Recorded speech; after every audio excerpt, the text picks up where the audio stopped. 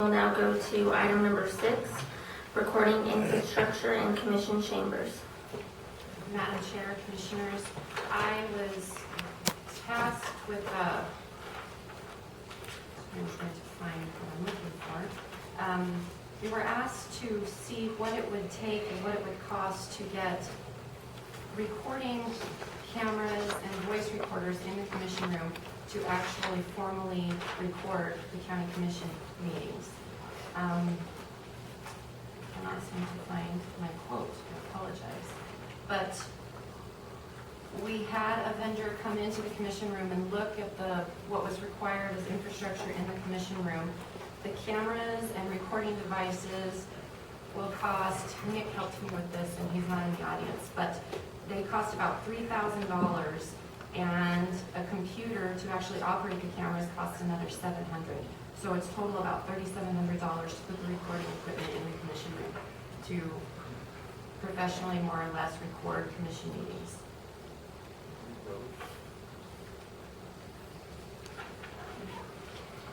And who is the vendor that provided the quote?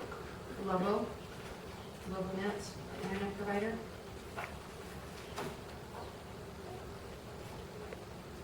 Okay, thank you. We are now at the table for comment or questions. Madam Chair, I am the one that requested to see, after several YouTube editing and different things that have been going on, I asked for a true and accurate recording of the commission to where it can go on our network and the public can have the access to see what actually happens at the commission in its entirety. And so I would make the motion that we approve the recording equipment. Okay, Commissioner Tapia? I am also in favor. I think that if we're going to do this, it needs to be done right, and it needs to be posted on our website where we are able to manage it. My only question and concern is the dollar amount. I didn't just think it would be that much. Well, the quote that Linda Kaiser got a couple of years ago was $20,000. So we're a lot better off, and we've actually gotten 3 written bids for this, and Lobo was the low bidder. I did find my quotes. The parts, it's actually $3,185 for the infrastructure, and that's wiring and recording and 2 cameras, a camera to be located in this corner and one up there. In addition, we have to have a computer that will actually pan and zoom the cameras and switch the cameras, which will be operated by the clerk's office taking the minutes. And that camera, the quote for that computer is $1,083. So that's actually the lowest price we were able to obtain. Okay, thank you. We are now at the table for a motion. Did you make one already, Commissioner Freiberger? Yes, I did. Okay, is there a second? I'll second the motion. Thank you. It's been moved and seconded. All those in favor say aye. Aye. Aye. Motion passes. We now go to item number 7, Resolution 2012-07, Recording Policy. And Madam Chair, this is probably not ready to approve, but in addition to having the cameras installed in the commission room, we would need to adopt some sort of recording policy for anyone else who wanted to record or photograph within the meetings. And this is not specifically for a commission meeting, it's for any activities going on in this room, such as planning and zoning meetings could utilize it as well. So I was unable to find the type of policy that we wanted or that would work for our county anywhere else in the state. So I drafted this one, and it's probably not near as inclusive as it needs to be, and we probably need some input from legal. Okay, it's still downloading on my iPad, and so I can't open it. Can you read it into the record as to what it says as of right now? Sure. It says, whereas in order to maintain the proper decorum required for conducting the business of the county while at the same time allowing members of the media or general public access to audio and visual recordings of the proceedings of the County Commission, the Torrance County Commission hereby adopts the following policy for the recording of any such proceedings. Whereas the County Commission has implemented a method of audio and visual recording for events within the County Commission chambers including but not limited to commission meetings. And whereas these recordings will be available for the public viewing and/or listening on the county website following the meeting or event. Now therefore be it resolved by the Torrance County Board of Commissioners that the public is strictly prohibited from operating audio and/or visual recording devices within the commission chambers. Done this 22nd day of February 2012. So it will be modified or added to from legal, or when will we see the policy again? Ms. Ainsworth actually sent that to us well over a week ago. Unfortunately, we didn't get back to her. So it actually may have been almost 2 weeks ago, and I apologize for that. We'll have something ready for the next meeting. And just to elaborate a little bit on what Carl explained the system will provide is that a link, the actual recording will be stored in his computer storage at LogoNet, so we won't have to provide additional storage. We will just have an HTML link to the meeting that will be on our website. So we could store as many meetings as we wanted a link to. So we could have a year's worth or 6 months worth or whatever staff feels is necessary. So it would be pretty simple. I have had some questions from the public if we could do some sort of live webcasting, and that might be something we can move towards in the future, but we don't have the budget to provide for that right now. So it would be available though upon completion of the meeting, as soon as the file can be closed up and sent in and they do their conversion, and it's posted on the website. Okay, thank you. So since the policy is not currently ready, can I ask for a motion to table, please? So moved. To table this until the next commission meeting. Thank you, Commissioner. There's a motion on the table. Is there a second? Second. It's been moved and seconded. All those in favor say aye. Aye. Aye, motion passed. Resolution 2012-07. This has been significantly changed since the last that it was on the agenda. So we're now at the table for discussion and or a motion. So who would like to begin? Well, I made alterations in it and sent it to the manager to send out to you. I'm so sorry, I apologize. I'm not going to say it again. I'm just now, and I don't want to.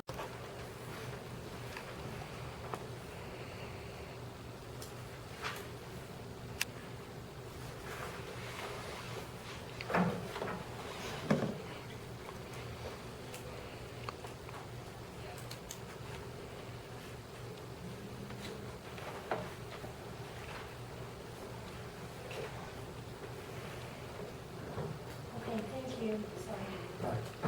Go ahead, Dennis. I made some revisions to the initial draft of the resolution, essentially making provisions for the public to video record in a specific area, as well as the county doing their own recording. I look at this as kind of a work in progress type situation. I think that we really need to consult with Nick and probably the fire marshal to determine where equipment ought to be placed and the amount of equipment that can be here. I've also looked at some other information that's been provided to me that so some of the commissioners might have suggestions on this. But the bottom line is, I think that I read the newspaper articles, and I think a lot of this got off to, well, gee, the commission was thinking about passing this specific resolution, and I don't think that was ever the intent. I think it's a work in progress, and we're trying to look at it. There's all kinds of legal opinions on what the Open Meetings Act says, but in my view, the more access we give the public, the better, but it needs to be controlled so all members of the public can have the opportunity to see the meeting, hear the meeting, and not be disrupted. So I've got some ideas to further include into this resolution, and there may be other suggestions that the commissioners have as well. Okay, thank you, Dennis.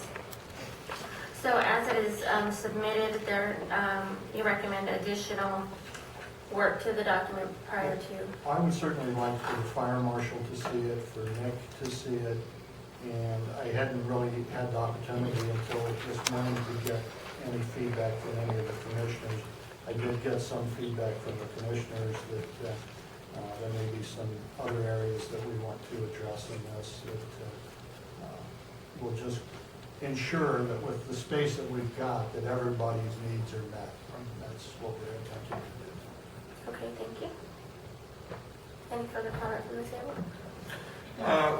My comment is to reiterate what Dennis was saying, was that the document that we had before us in the last commission was simply a working document. It was never intended to be, but some people have taken it to believe that that's what we were going to do. And unfortunately, you know, it sensationalized that that's what it was going. And I've read the document that's before us now. I know Dennis is wanting Jason and Nick to take a look, but I imagine it's just for location, for a fire hazard. I like the document that's in front of us. I like the fact that we put it in designated areas. I've seen just watching what we have today, people moving, trying to see around, people that are standing and people that are sitting and trying to record. So I believe a designated area would be the appropriate action to take. Okay, Commissioner Donovan? I would be in favor of tabling this for now because there's some things that I would like to see added to this.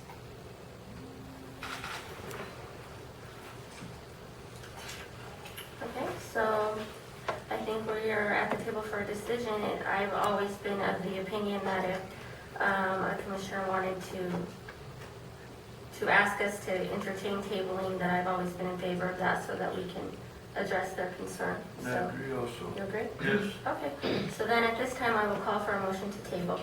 Can we have public comment too? I just had a quick. Did anyone have their hand raised? I do. I have no problem with public I have comment. Okay. Again, the public comment will be limited to 2 minutes per each person. So, again, if you would like to speak, I think it's just easier. If there's a bunch, we'll just come to the front bench, and then when that person is done, then they can come. But if you can go ahead and begin, Michelle, that way you can make sure that you document the minutes. And also, Michelle, since what you're going to be telling them is they need to state their name for the record. So if you'll just follow the same procedure you'd like the others to follow. Okay, my name is Michelle Jones, and I represent the clerk's office at the meetings, and I just wanted to say that I am in favor of having a designated area as well. I'm absolutely in favor of us recording these meetings, and then whoever else views them can upload them, download them, alter them, whatever they want to do. I think this is a perfect example of why we have to do this, because for me personally, this is really disruptive. The camera clicking when people are trying to speak is incredibly disruptive. Having so many cameras in one room when citizens are just trying to speak is incredibly disruptive, I think, to not only all of us who are working at the meeting, but people who are just trying to speak. I think we should have control of our meetings, and it's not that things won't be viewed, it's that one camera's doing it, one thing, so that we don't have all this. I think this has been very disruptive to me trying to do my job. So, that's all I wanted to say. Thank you, Michelle. Sir, next. My name is Chip McQuigg. I appreciate the opportunity to address you all this morning. It appears to me that you're at a fork in the road here, and you can go toward more transparency or less. At the beginning of the meeting, the lawyer Steve Kopelman said that in some counties, if they were recording their own, it made it legal to keep people from making their own recordings. And I hate the word legal with air quotes around it. The law is the lowest standard of conduct among civilized human beings. And you have an opportunity here to set an example. You could be the most transparent County Commission in this state. Or you could follow the old path, which is to make information as hard for the people to get to as it can be made, and try and control the spin on things that way. Now, this is not at all disruptive. Disruptive is standing in front of somebody between them and the business they need to do. Cameras on the outside of the room are not a distraction to anybody. The Open Meetings Act says very clearly that you will accommodate video and audio recordings, and that doesn't mean sticking us in a pen somewhere. It means letting us sit where we need to be according to the range of our cameras and recording devices so that we can feel like we have the ability to do what we need to do. I also, in addition to being a citizen, have to be a member of the press, and I resent the fact that somebody can tell me I have to stand in a certain place in order to gather facts for distribution to my readers. So I would encourage you to do everything you can for literally a few hundreds of dollars. You could have state-of-the-art webcasting of your meetings, and then that you make no effort at all, except as necessary, to restrict any citizen's right to do what they want to participate in this meeting. Thank you very much.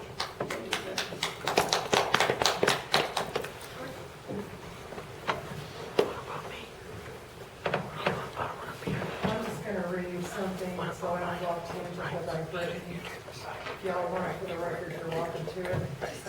Edwina Hewett from between Mountain and Pinkledale, running District 3 of Torrance County. After much consideration in council, I refuse to allow defamatory statements made by a member of this commission to sully my reputation and good name. Mr. Wallen's use of one lady in an article appearing in the Independent News, as well as unsubstantiated, libelous comments made on behalf of this commission by member Lonnie Freiberger in the Mountain View Telegraph, clearly defines the narrow scope applied to justify adoption of a recording policy by this body. And that narrow scope is being used to suppress my individual viewpoint and the scrutiny it brings to this commission. As such, I challenge any creation of a policy regarding public recording, and I reserve the right, as any other citizen, to take action on this matter at a future date and time. Thank you. Thank you. Steve, do you have comment? Just in regards to the location of State the your cameras. name, please. Thank you. Steve Whitfield.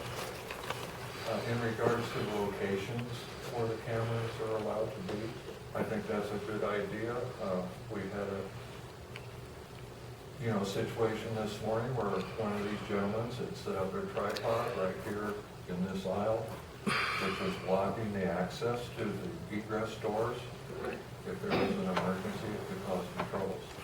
So it would be a good idea, even if we have to make a raised platform in the center back there so that the cameramen are not interfered with while they're shooting, but they need to be kept out of the aisles. Thank you. Thank you, Steve. State my name again. My name is Mark Rowland. I am a member of the press. Have been for more than 45 years. Even though I had a day job for 27 and a half years in law enforcement. And a fair amount of that was involved in visual evidence collection, training, and I am a student of public administration, have a master's degree from the University of New Mexico, and have completed all of the journalism courses that the University of New Mexico offers, and some legal courses, somewhat specialized in this field of public meetings, access by the press, and so forth. I can assure you that having covered everything from the United Nations in New York to other bodies of this size, this may look like the circus came to town to you. This is nothing.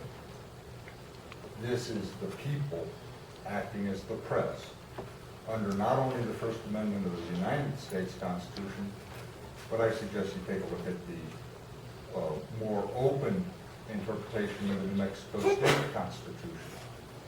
And I know that people who may feel that being watched initially, do it a few times and you'll totally ignore it. But the point is that in government, there is a fourth estate. You don't find it written in the Constitution. You don't really find it written in the Bill of Rights. But the press, however it may be from persons on up, those who publish, and the world has changed. The YouTube makes people get to see what's going on. And there was a recent case out of the Second Circuit, Federal Circuit in Boston called the Glick case, where the judge says you are more likely now to get your news from a cell phone camera than you will from a newsroom crew. And that things that happen in public are subject to public viewing. And even the complaint about being in this aisleway or in that aisleway, if you'll think back and remember, they were against the wall on both times.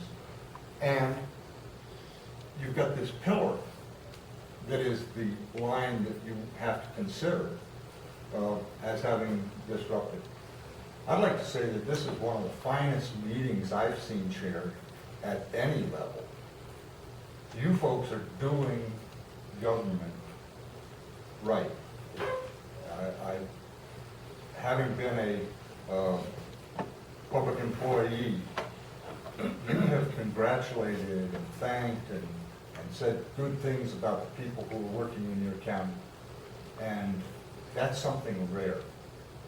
It's obvious you don't hold your employees in contempt, as many other places do. And I think that there are some ideas, I may very well try to share them with your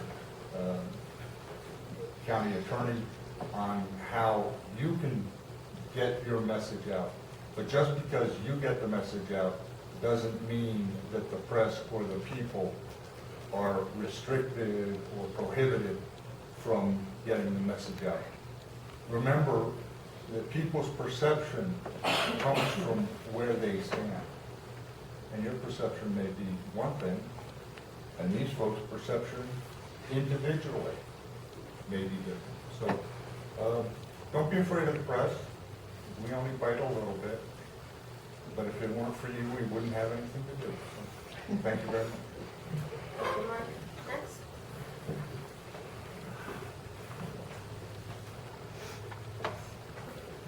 My name is James Robertson. I guess I can be best described as a gadfly. But I am a photographer, and I do sincerely apologize for parking my tripod in the aisle. However, I would please ask you to remember it was under guard at every single moment. Nobody could get near that. I would kick the leg in when somebody tried to get by. We do not want to interfere with anything. We do not even want to give the appearance of an inappropriate placement of our equipment. Thank you. Thank you, James. Leota? Hi, my name is Leota Harriman. I'm a reporter and also the editor of The Independent. Ordinarily, when I come up here to talk to you, I take off my reporter's hat, and I do that very infrequently, but today I'm going to keep it on. First off, I'd like to say thank you for the moves that you've made for putting your meetings online, and if you can webcast them, that would be even better, but to have them recorded and put on your website, I think is a really fine move. I'd like to encourage you also to put the packets up there so that people in the audience can see what you're looking at, which is one thing that makes it really hard to follow a meeting sometimes when you all have got stuff that people in the audience are not privy to.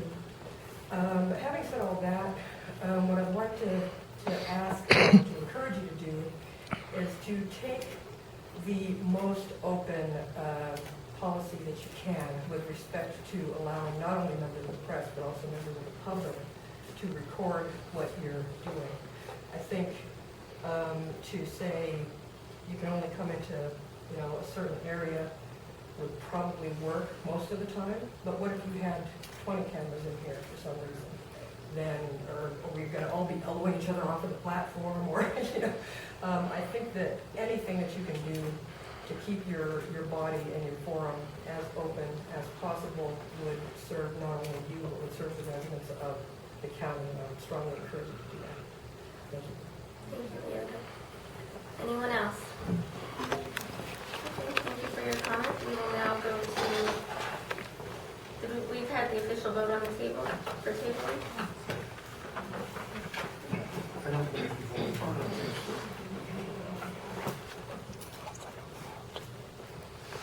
Okay. So there was a motion on the table there was a motion to table, on the table. Is there a second?